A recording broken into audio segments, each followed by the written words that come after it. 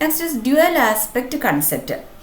This is the basic concept of accounting. Accounting in ഏറ്റവും basic concept എന്താണെന്ന് ചോദിച്ചിട്ടുണ്ടെങ്കിൽ that is dual aspect concept. Double entry system of accounting is structured on this concept. Double entry system of accounting എന്ന് പറയുന്നത് തന്നെ ഈ ഒരു കൺസെപ്റ്റിൻ്റെ മുകളിലാണ് പടുത്തുയർത്തിയിരിക്കുന്നത്. According to this concept every financial transactions involves two fold aspect. ഈ concept പറയുന്നത് ഏതൊരു ട്രാൻസാക്ഷനും രണ്ട് ആസ്പെക്റ്റുകളുണ്ട് എന്ന് പറയുന്നു. A, yielding of a benefit. B, the giving of that benefit. ഒരു ബെനിഫിറ്റ് ബിസിനസ്സിലേക്ക് വരുന്നു, ബിസിനസ്സിൽ നിന്ന് വേറൊരു ബെനിഫിറ്റ് അല്ലെങ്കിൽ അതിനുവേണ്ടി നമ്മളൊരു ഗിവിങ് നടത്തുന്നു, ഒരു കൊടുക്കലുണ്ട്. അപ്പോൾ ഒരു കൊടുക്കൽ വാങ്ങൽ ആക്ടിവിറ്റിയാണ് എന്ന് പറയാം ഓരോ ട്രാൻസാക്ഷനും. For example, if a business has acquired an asset, it must have given up some other asset such as cash or committed an obligation to pay for it in the future. ഉദാഹരണമായിട്ട് പറയുകയാണെങ്കിൽ ബിസിനസ്സിലേക്ക് നമ്മളൊരു land വാങ്ങി. Land വാങ്ങുന്ന സമയത്ത് നമ്മൾ cash കൊടുക്കുന്നു. അപ്പോൾ ബിസിനസ് ലാൻഡ് എന്ന് പറയുന്ന ഒരു അസറ്റ് അക്വയർ ചെയ്തു. അതേസമയം നമ്മൾ ക്യാഷ് കൊടുത്തു. കുറച്ച് ഭാഗം ക്യാഷാണ് കൊടുത്തതെങ്കിൽ ബാക്കി നമ്മൾ പിന്നീട് തരാം എന്നൊരു കമ്മിറ്റ്മെൻറ്റും കൊടുത്തു എന്ന് വിചാരിക്കാം. അപ്പോൾ 10 ലക്ഷം രൂപയുടെ ലാൻഡ് വാങ്ങിക്കഴിഞ്ഞാൽ 5 ലക്ഷം രൂപ ക്യാഷ് കൊടുത്തു, ബാക്കി 5 ലക്ഷം രൂപ പിന്നീട് തരാം. ഓക്കെ, അപ്പോൾ നോക്കൂ, that some other asset given up some other asset, cash നമ്മൾ കൊടുത്തു. അതേപോലെ committed an obligation to pay for the future, ഭാവിയിൽ ഇനി പണം തരാം എന്നും പറയുന്നു. Okay, the receiving account is termed as debtor and the giving account is called creditor.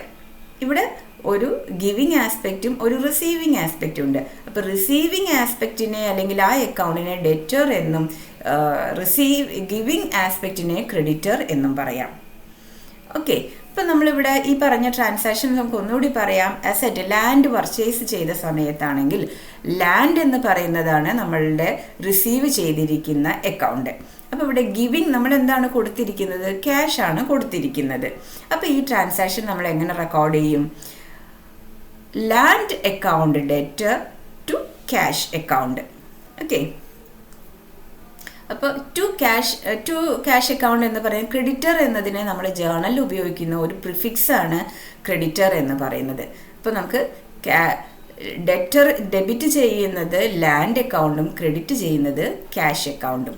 Okay, then accounting equation എന്ന് പറയുന്ന ഒരു സംഗതി കൂടി ഇവിടെ വരുന്നുണ്ട്. ഈ ഡ്യുവൽ ആസ്പെക്റ്റ് കൺസെപ്റ്റിനെ ബേസ് ചെയ്തുകൊണ്ട് ഒരു അക്കൗണ്ടിങ് ഇക്വേഷൻ എന്ന് പറയുന്ന ഒരു കൺസെപ്റ്റ് കൂടി ഡെവലപ്പ് ചെയ്തിട്ടുണ്ട്. അക്കൗണ്ടിങ് ഇക്വേഷൻ എന്താണ് പറയുന്നത്?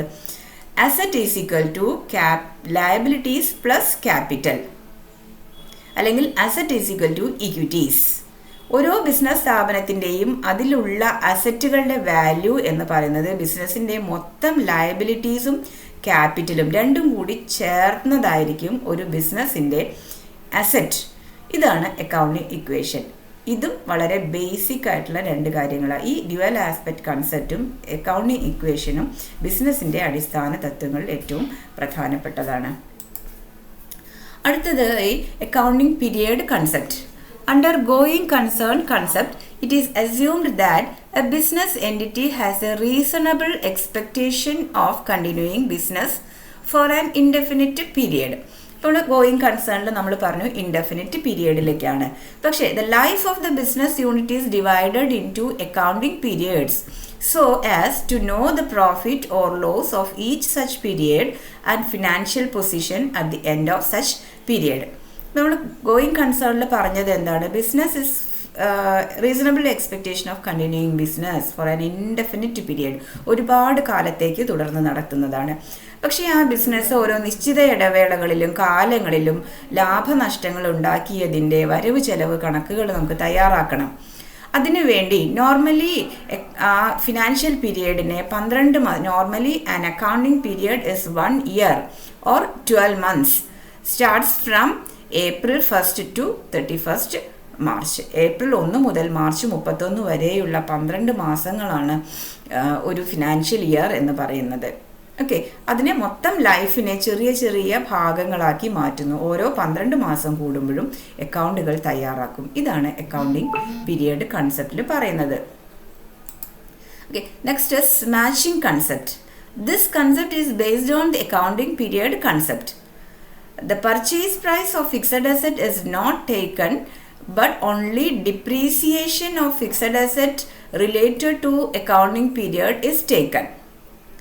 ഇവിടെ പറയുന്നത്, ഈ കൺസെപ്റ്റ് പറയുന്നത്, ഓരോ ഫിനാൻഷ്യൽ ഇയറിലേക്കും the purchase price of fixed is not taken. ലാഭനഷ്ടങ്ങൾ തീരുമാനിക്കാൻ വേണ്ടി ഒരു അസറ്റിൻ്റെ പർച്ചേസ് പ്രൈസ് അല്ല പരിഗണിക്കുന്നത്.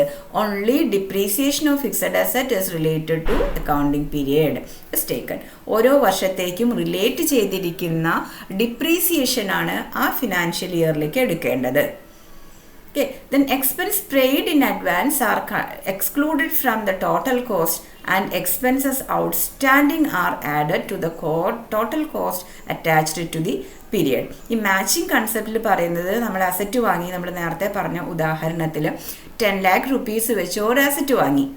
ഫിക്സഡ് അസറ്റ് വാങ്ങി ആ 10 lakhും ഒരൊറ്റ ഫിനാൻഷ്യൽ ഇയറിലെ എക്സ്പെൻസായി നമ്മൾ പരിഗണിക്കാൻ പാടില്ല.